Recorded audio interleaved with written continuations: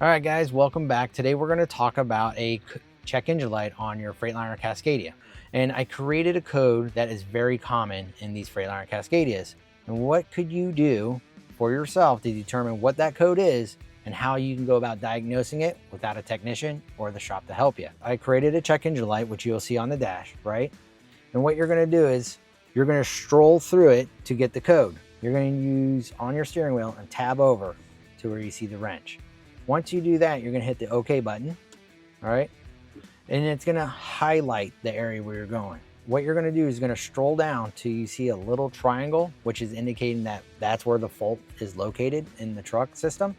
So this one here happens to be in the CPC, all right? Then you hit the OK. Once you highlighted what you want to do, you're going to hit the OK button, and then it's going to collect the fault code information. Now on here, it just says electrical system problem has been detected, right? So it's a 111, and you guys don't see it, but when you have a space, think of FMI. So the code is 111 FMI 4. So what you're gonna do is punch in the code, just like how I said, 111 FMI 4.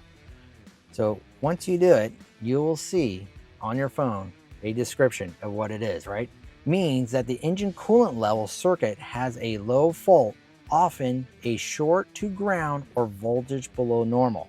Guys, this is a very common code that you will see, right? You'll go to open up the hood, you're gonna say, hey, I'm full of coolant, because I know that's what you're gonna say. First thing foremost, let's think of the simple thing, the sensor. But you're on the side of the road, you don't know what to do. Get a mini 5 amp fuse, unplug the sensor from the coolant tank, and then put it in there to get to the shop to get the sensor replaced. And then all is right as the world. But this here, it does tell you, and I like Google, and you can hit show more info, right, to help you, but it gives you certain things: test voltage, inspect wire harness, right, inspect sensor and pigtail.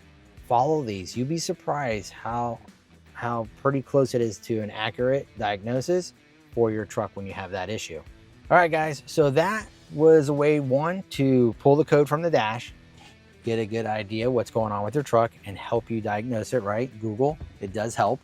And if you guys like what you saw today, don't forget to pound that like button. If you have any questions or concerns, or maybe a different code that you need help with, don't forget to leave a comment at the bottom. And guys, don't forget to subscribe. I want to keep showing you guys some cool shit.